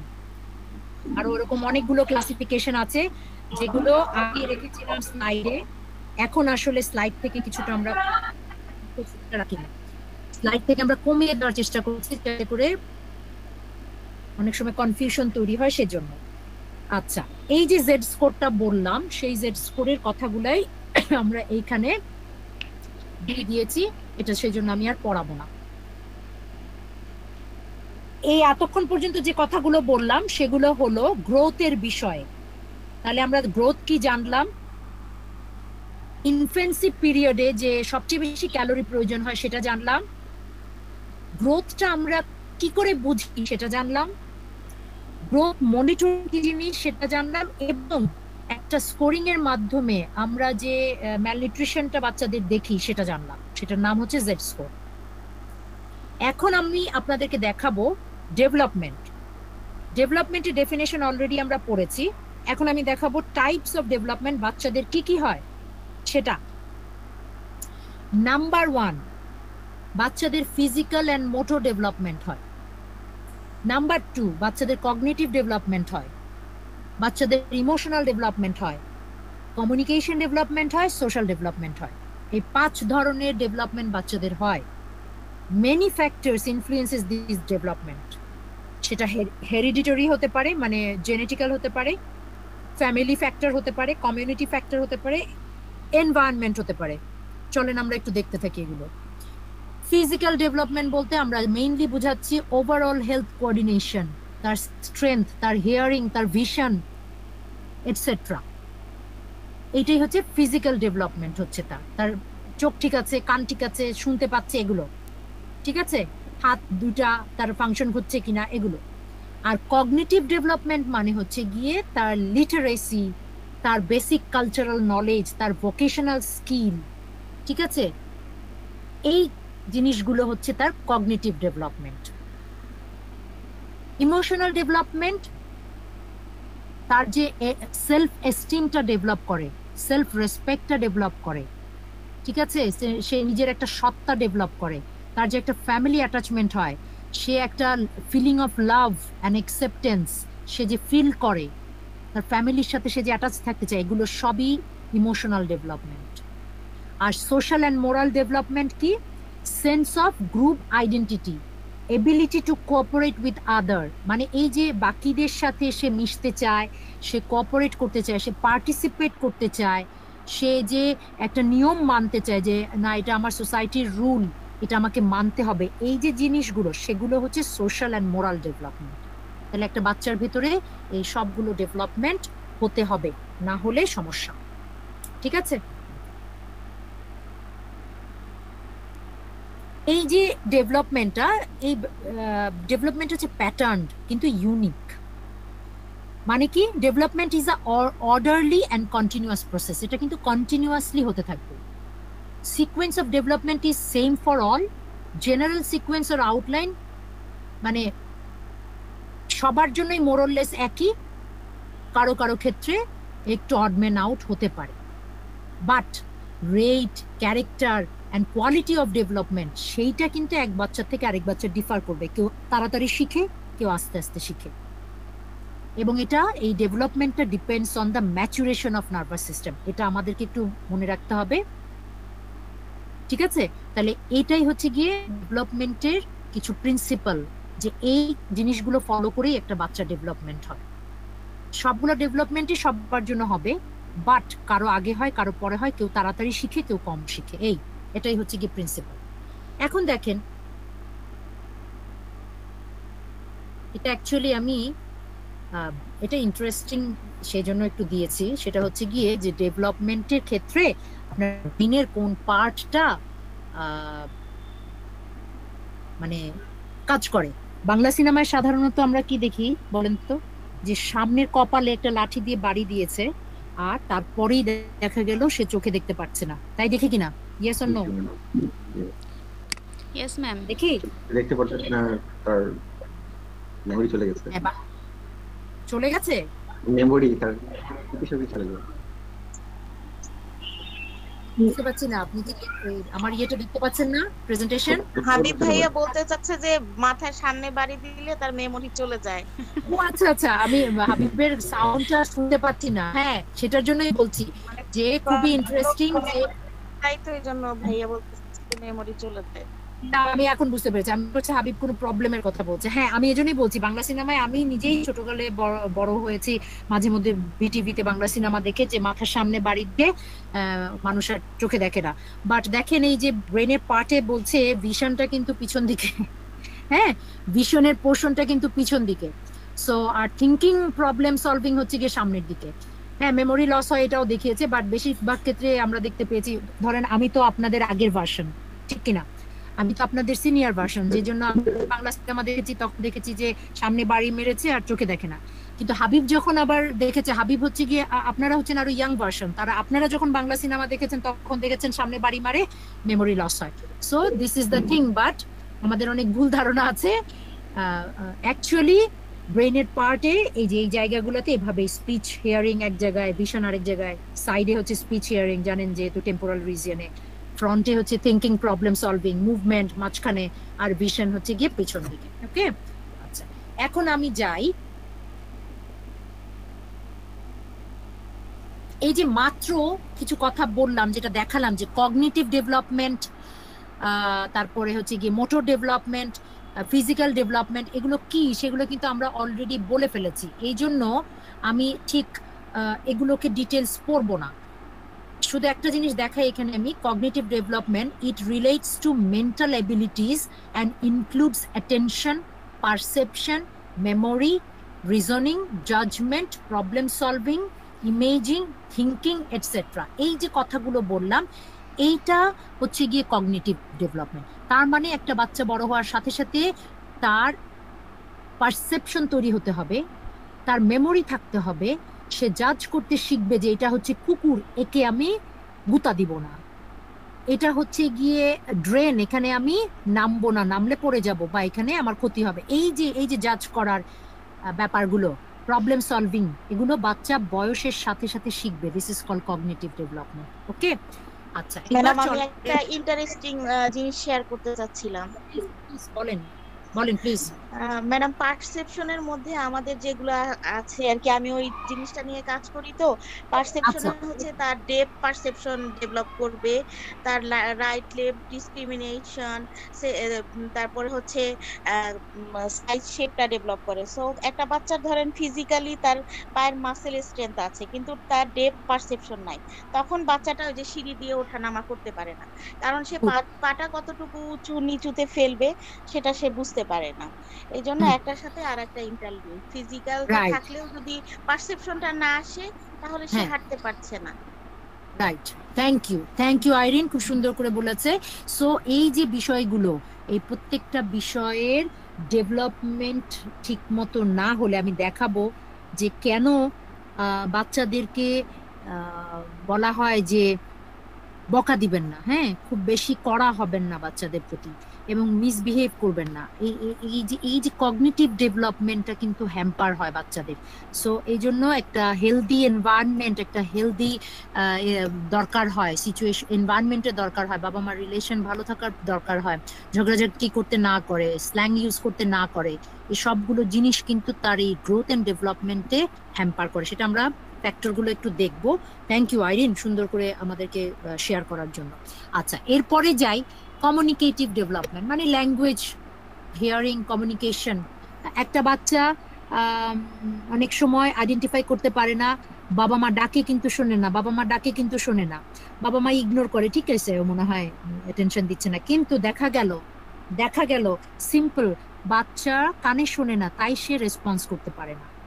হ্যাঁ, তখন কিন্তু এই জিনিসগুলোকে, বিদেশে জিনিসটা আছে যে প্যারেন্টিং আফটার বার্থ, তো বাবা মায়ের অনেক সেশন হয় যেখানে তাদেরকে এই সিম্পল বাচ্চার ইস্যুগুলো সম্পর্কে ওরিয়েন্ট করা হয়, যার জন্য বাবা মারা বিদেশে বুঝতে পারে কখন আমাকে হেলথ সিকিং বিহেভিয়ারটা নিতে হবে, আই মিন হেলথ সিক করতে হবে, মানে সাহায্য চাইতে হবে ডক্টরের।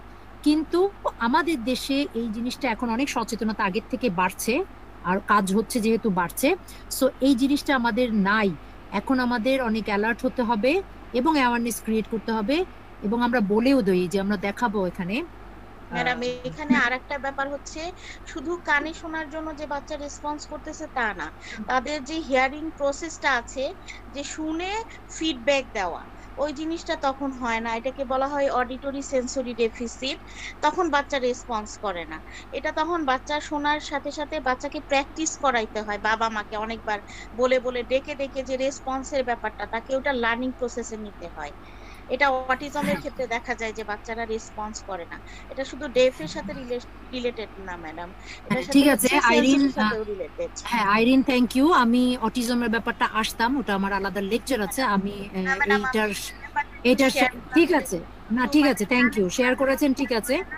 মানে এই সময় ও সেন্সরি প্রবলেমটার জন্য বাচ্চারা অনেক সময় শেয়ার করে না। হ্যাঁ ঠিক আছে, ঠিক আছে, বুঝতে পেরেছি, থ্যাংক ইউ আইরিন। সো আমি আসতাম, অলরেডি আমি এই কথাতেই আসতাম যে একটা হচ্ছে গিয়ে হিয়ারিং প্রবলেম থাকে সিম্পল, যেটা আমি বলতে চাচ্ছিলাম যে এই জিনিসটাই মা বাবারা জানে না যে তার হিয়ারিং প্রবলেম আছে।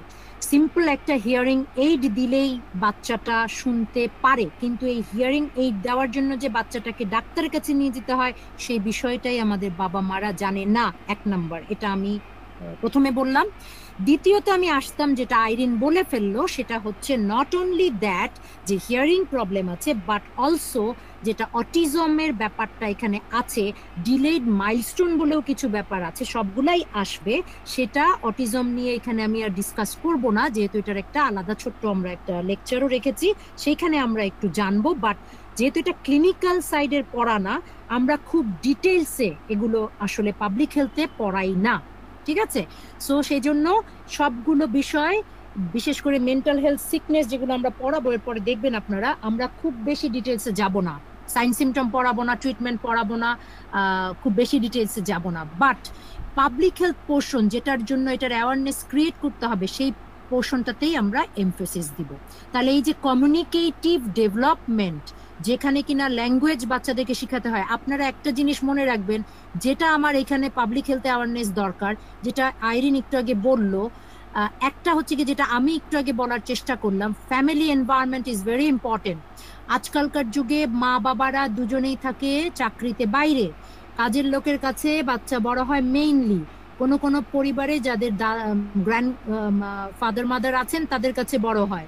তাতে কি হয়, যাদের গ্র্যান্ডফাদার মাদারও নাই, কাজের লোকের কাছে বড় হয়, সেই বাচ্চাগুলো দেখা গেছে ইন্টারাকশনটা বা ল্যাঙ্গুয়েজটা শিখতে দেরি করে, কারণ বাবা মা সারাদিন টায়ার্ড হয়ে এসে বাচ্চার সাথে কথা বলে না। এটা বলাই আছে, বাচ্চার সাথে আপনি যত কথা বলবেন, যত ইন্টারাকশন করবেন, বাচ্চার কমিউনিকেশন এবং ল্যাঙ্গুয়েজ ডেভেলপ করবে।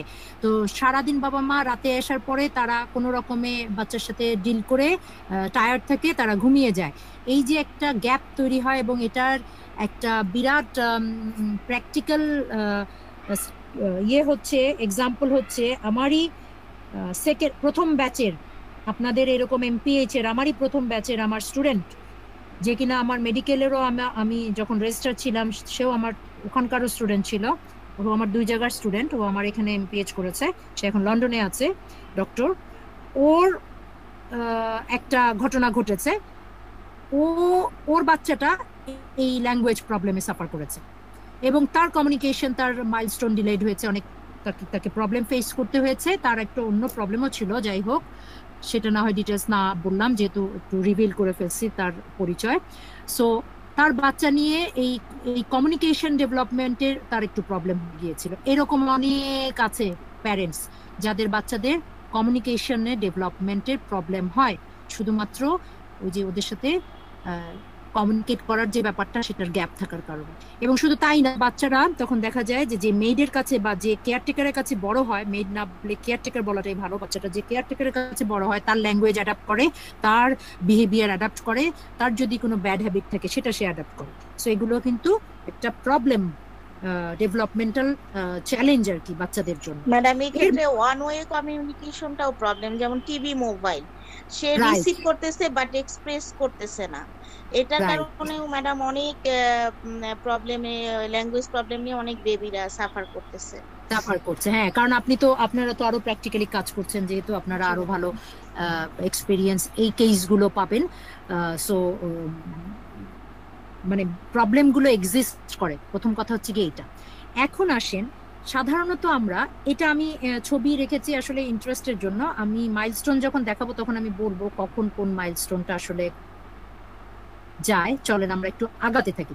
তাহলে এরপরে যেটা আমরা দেখবো সেটা হচ্ছে কি মোটর। সো মোটরটা কি বলছে? ইট is the ability of the individual or baby to move and coordinate and give the child a chance to explore the environment. দেখেন ছবিগুলোতে খেয়াল করেন, মোটর ডেভেলপমেন্টে সে কি করছে?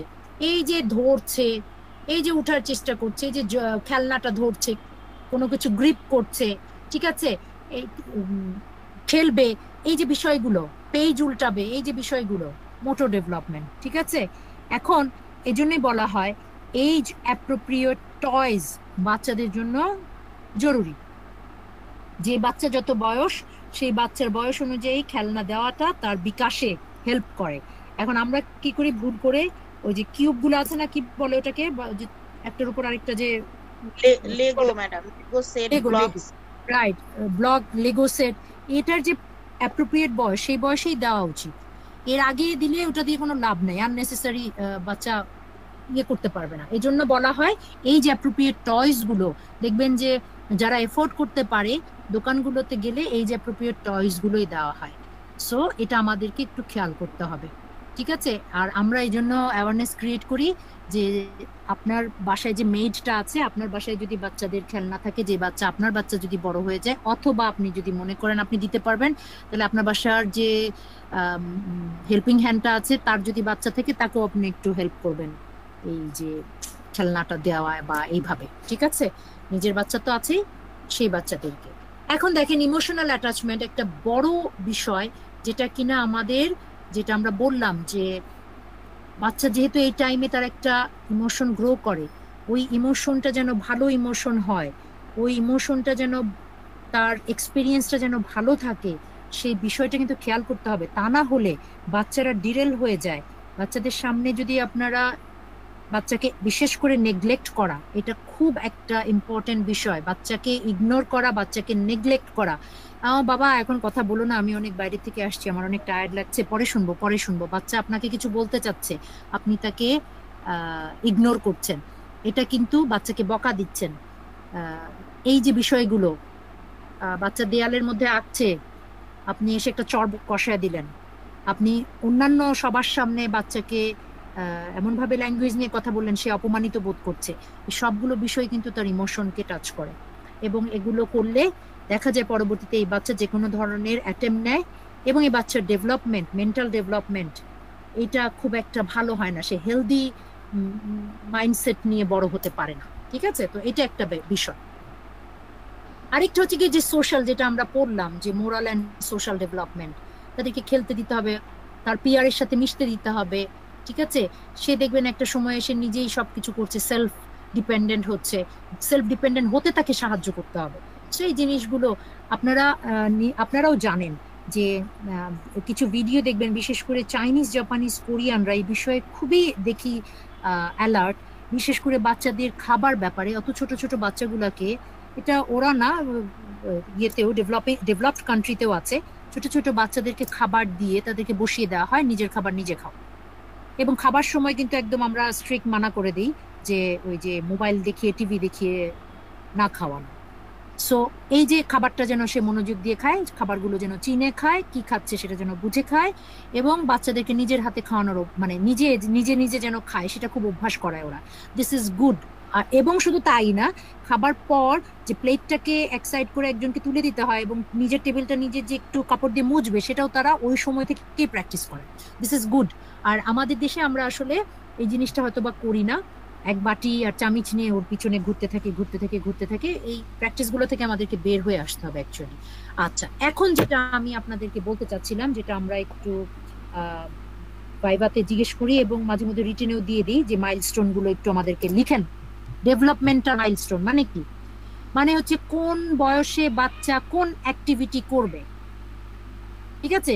কোন বয়সে বাচ্চা কোন অ্যাক্টিভিটি করবে, স্ট্যান্ডার্ডটা কি, সেটাই হচ্ছে মাইলস্টোন, ডেভেলপমেন্টাল মাইলস্টোন।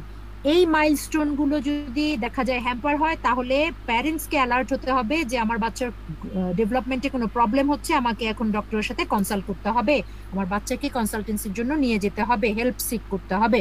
সেটা কি দেখেন, গ্রস মোটর ডেভেলপমেন্ট গুলো কখন হবে? গ্রস মোটর মানে কি, যেমন head steady in sitting position, then sit without support and roll back on stomach, এটা কখনের মধ্যে হবে? 4 to 6 মান্থের মধ্যে হবে।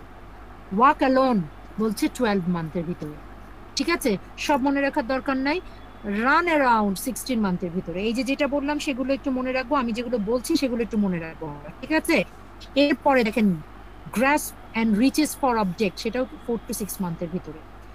টার্নস পেজেস অফ বুক 12 মান্থের ভিতরে। Builds tower of cubes 15 month, যেটা আমি বলছিলাম যে কিউবস গুলো যদি এখন আমি 15 মাসের আগে দিয়ে দিই, ওরে বাচ্চা কি করবে? হয় খেয়ে ফেলবে, নয় চকিং হবে, নয় নাক দিয়ে ঢুকাবে, কান দিয়ে ঢুকাবে, ছোট ছোট গুলা যেগুলো।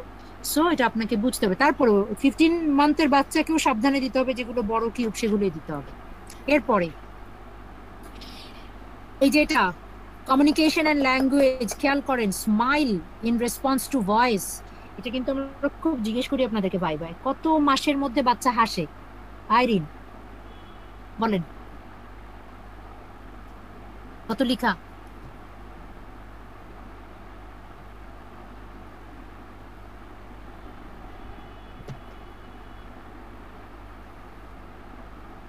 হ্যালো ম্যাডাম, জি ম্যাডাম কি বলেছে? 2 মাসের মধ্যে বাচ্চা হাসা শুরু করে। শোনেন,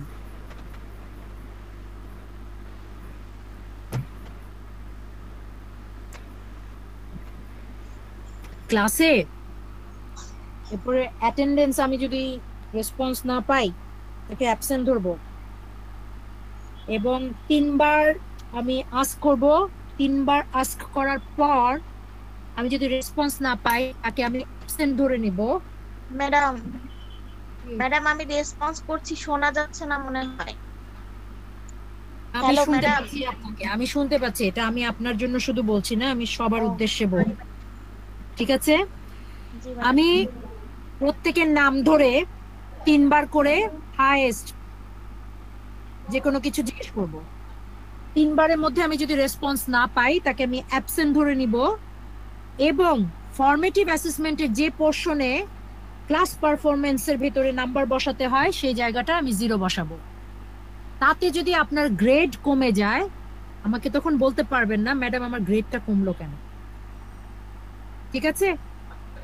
কারণ একটা অনলাইন ক্লাসের যে স্ট্যান্ডার্ড মেনটেন করার, সেটা আমাকে মেনটেন করতে হবে।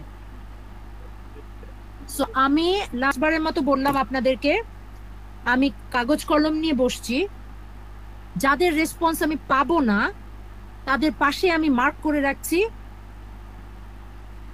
আমার রিটেন, ভাইভা এবং ফরমেটিভ অ্যাসেসমেন্টের যে জায়গাটায় বসানোর দরকার মার্কস, সেখানে আমি 0 বসিয়ে দিব। এটা আপনাদেরকে আমি ওপেনলি ডিক্লেয়ার করে দেব, ঠিক আছে?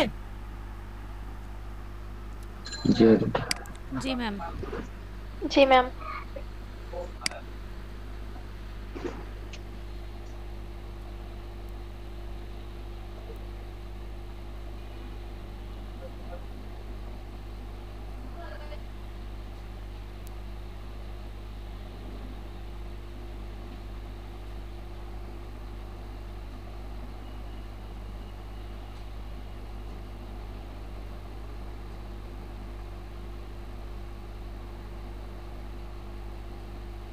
কমিউনিকেশন অ্যান্ড ল্যাঙ্গুয়েজ, আজকে এই স্লাইডে আমি ক্লাস শেষ করছি। নেক্সট ক্লাস আগামী শুক্রবার। আপনাদের এই নর্মাল ক্লাসটা 11টাই হতে হবে, কারণ হচ্ছে সন্ধ্যার সময় নতুন যে ব্যাচ, তার ক্লাস হবে আবার। সো নেক্সট নেক্সট শুক্রবার দিন 11টায় সমস্যা নেই তো আপনাদের নাকি? জি না ম্যাডাম। যেটা না সমস্যা না। ম্যাম, সমস্যা নাই। আচ্ছা, তাহলে এই যে স্লাইডটা দিয়ে আমি শেষ করছি, তার ভেতরে স্মাইলের ব্যাপারটা, এই যে দুটো স্লাইড আমি আপনাদেরকে পড়ালাম, একটা হচ্ছে গিয়ে প্রথম স্লাইডটা, আরেকটা হচ্ছে যে এইটা, এই এই জিনিসগুলো আপনাদের একটু মাথায় রাখতে হবে। আমরা কিন্তু ইনভেরিয়েবলি জিজ্ঞেস করবো আপনাদেরকে, ঠিক আছে, যে স্মাইল কখন করে, মনোসিলেবল বাবল কখন করে, মানে সিঙ্গেল ওয়ার্ড বাচ্চা উচ্চারণ করে কখন, আর কমান্ড কখন সে ফলো করে, রিয়েল ওয়ার্ড কখন সে বলে। এই জিনিসগুলো আমরা আপনাদেরকে একটু জিজ্ঞেস করব, সো আপনারা এটা একটু পড়বেন। আর বাকি রইল কয়েকটা স্লাইড, যেগুলো আমি পরের ক্লাসে আপনাদের লেকচার 2টা শেষ করে দেব ইনশাআল্লাহ, ঠিক আছে? সো আজকের লেকচারের যদি কোনো কোশ্চেন না থাকে আমি ক্লাস শেষ করব। আর এখন থেকে ওই পার্সেন্টেজ আমি লিখে রাখছি ম্যাম, যে কে কে অ্যাটেন্ড করবে, কে অ্যাটেন্ড করছে। ম্যাম হ্যাঁ বলেন প্লিজ। প্রোটোকল এন্ড থিসিস নিয়ে কথা বলার কথা ছিল। আচ্ছা, থ্যাংক ইউ মনে করিয়ে দেওয়ার জন্য। সেটা হচ্ছে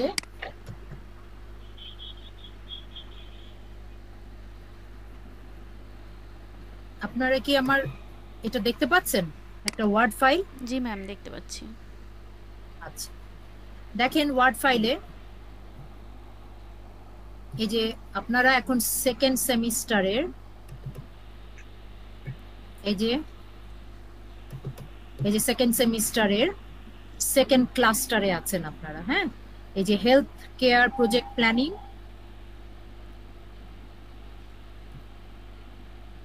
এই যে যেটার জন্য আমি বলছি যে শাহনাজ ম্যামের সাথে যোগাযোগ করেন, ঠিক আছে? এই যে health system management and policy, এটা একটু শাহনাজ ম্যামের সাথে যোগাযোগ করেন। আর এখন পড়ছেন আপনারা চাইল্ড হেলথ, এবং আছে আপনাদের প্রোটোকল ডেভেলপমেন্ট এন্ড প্রেজেন্টেশন। এটা নিয়ে এখন কথা বলে আমি ক্লাস শেষ করে দিচ্ছি। সেটা হচ্ছে আপনাদের আমি সময় দিয়ে দিব, হ্যাং আউটে মেসেজ দিয়ে দিব যে কখন আপনাদেরকে নিয়ে আমরা বসবো এটার বিষয়ে কথা বলার জন্য। এর ভেতরে যেটা আপনারা করবেন, আপনারা যার যার ব্রড এরিয়া থিসিসের চুজ করবেন। ব্রড এরিয়া মানে কি, যেমন আপনি কেউ চাচ্ছেন, যেমন মাহমুদা চাচ্ছে হয়তো বা চাইল্ড হেলথ নিয়ে কাজ করতে, মেরি চাচ্ছে হয়তো অ্যাডোলেসেন্ট হেলথ নিয়ে কাজ করতে, হাবিব চাচ্ছে জেন্ডার নিয়ে কাজ করতে, আইরিন চাচ্ছে হয়তো বা ও চিলড্রেনদের নিয়ে কাজ করতে চাচ্ছে, মানে আমি উদাহরণ দিচ্ছি। তাহলে এটা হলো ব্রড এরিয়া। কেউ মেটার্নাল হেলথ নিয়ে কাজ করতে চাচ্ছেন, এটা ব্রড এরিয়া। এটা আগে চুজ করবেন। চুজ করার পরে ধরলেন যে চাইল্ড হেলথ আপনি চুজ করেছেন, যে আমি চাইল্ড হেলথ নিয়ে কাজ করবো, তখন গুগলে সার্চ দিবেন টাইটেলের জন্য চাইল্ড হেলথের উপরে আপনি কি দেখতে চান, কি নিয়ে কাজ করতে চান, যেটা আপনার ডাটা কালেকশনে সুবিধা হবে। কয়েকটা জিনিস মাথায় রাখতে হবে, যে আমার ডাটা কালেকশনটা সুবিধা হতে হবে। তাহলে আপনি তখন গুগলে সার্চ দিলেন যে আমি child health article on child health research এরকম দিলেন, অথবা article on child health. Article মানেই হচ্ছে রিসার্চ পেপার। এটা গুগলে সার্চ দিলে দেখবেন অনেক ধরনের আর্টিকেল চলে আসছে, যেগুলো পাবলিশড আর্টিকেল চলে আসছে। ওই আর্টিকেলগুলো দুই একটা লাইন পড়লেই আপনি মানে চিন্তা করতে পারবেন, ও আচ্ছা লো বার্থ ওয়েট, আমি তাহলে লো বার্থ ওয়েট নিয়ে কাজ করবো। আচ্ছা দেখি লো বার্থ ওয়েটটা একটু আমি করতে চাই, আমি আপনাদেরকে বোঝানোর জন্য বলছি। সো তখন কি করতে হবে, লো বার্থ ওয়েট যদি আপনি ফিক্স করে ফেলেন যে না আমি তাহলে এই লো বার্থ ওয়েট ইস্যু নিয়ে কাজ করব, তাহলে তখন আপনি লো বার্থের উপরে যতগুলো পেপার হয়েছে, paper on low birth weight বা article on low birth weight, এরকম সার্চ দিলে লো বার্থ ওয়েট নিয়ে সব পেপার চলে আসবে গুগলে। এইটুকু আপনাকে প্রোটোকল ডেভেলপমেন্টের জন্য প্রাথমিক কাজ যেটা সেটা করতে হবে। এবং আমরা তখন আপনাদেরকে বলবো যে অমুক দিন আপনারা শনিবার দিন সন্ধ্যা 7টায় আপনারা এই 4-5 জন জয়েন করবেন, এবং আপনাদের টাইটেল আমাদেরকে জানাবেন। টাইটেলটা একটা টাইটেল হলে হবে না, আপনারা কমপক্ষে 3টা বা 4টা টাইটেল অপশন রাখতে হবে, যে ঠিক আছে ম্যাডাম এইটা না হলে তাহলে আমি ওইটাতে কাজ করব, এরকম। হ্যাঁ, ওই টাইটেলগুলো তখন আপনাদের সাথে আমরা ইন্ডিভিজুয়ালি বসবো, এই যে জুম, এই যে এই মিটের মাধ্যমে বসে আপনাদেরকে ওইখানে টাইটেলটা ফিক্স করে দিব। তার আগে আপনাদেরকে খুঁজে আমাদেরকে দিতে হবে যে 3টা কি 4টা টাইটেল, ম্যাডাম আমি তাহলে ম্যাটার্নাল হেলথের অমুক সেক্টরটা নিয়ে কাজ করতে চাই, তাহলে এই আমি টাইটেল পেয়েছি, তাহলে কোনটা নিয়ে কাজ করব, এভাবে আপনাদের সাথে আলোচনা করে আমরা আপনাদেরকে টাইটেল ফিক্স করে দিব। সো এইটুকু হচ্ছে প্রাথমিক কথা যেটা আপনাদেরকে শুরু করতে হবে, তা না হলে কোর্স ঠিকই টাইম মতো শেষ হয়ে যাবে। প্রোটোকলে যদি আপনারা দেরি করেন তাহলে থিসিসটা করতে দেরি হয়ে যাবে, এই আর কি। আর আপনার টোটাল যে রেজিস্ট্রেশন ইয়ার বা ভ্যালিডিটি যেটা থাকে সেটা তো 3 বছর, এটা তো আপনারা মনে হয় জানেন। সো আপনার যদি মনে করেন যে আপনি আমাদের ফ্লো এর সাথে বা সিলেবাসে যেরকম আছে ওরকম চেষ্টা করে তাড়াতাড়ি করে শর্টের মধ্যে বেরিয়ে যাব, তাহলে আমাদের এই ডেডলাইনগুলো আপনাদেরকে মানতে হবে, একটু মেনে টাইম মতো করার চেষ্টা করবেন। আরেকটা হচ্ছে না, এত তাড়াহুড়ার দরকার নাই, আমরা 6 মাস বেশি সময় লাগুক অসুবিধা নাই, আমরা সুন্দর করে এই তো সেজন্যই আমি যখন আপনাদেরকে ডেডলাইনগুলো দিব, এই প্রোটোকলের ডেডলাইনগুলো যত কষ্টই হোক একটু মিট করার চেষ্টা করবেন, তাহলেই দেখবেন আপনি একটু টাইম মতো ডিগ্রিটা কমপ্লিট করতে পারবেন।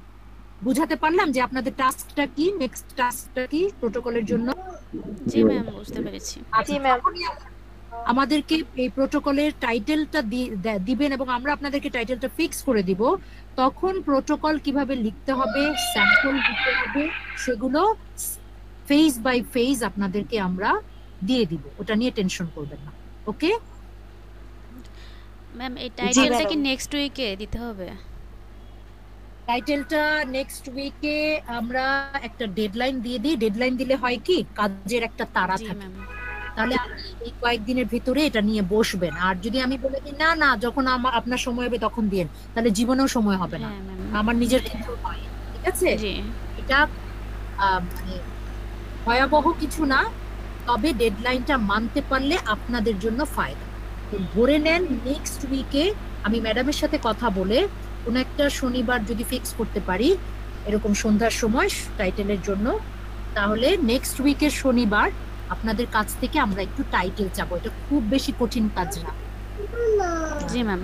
একদিন 1 ঘন্টা সময় দিলে বা 2 ঘন্টা সময় দিলে আপনার এই টাইটেল, আপনি 3-4টা টাইটেল হাতে নিয়ে নেক্সট শনিবার আমাদের সামনে আসতে পারবেন, ঠিক আছে? জি ম্যাম।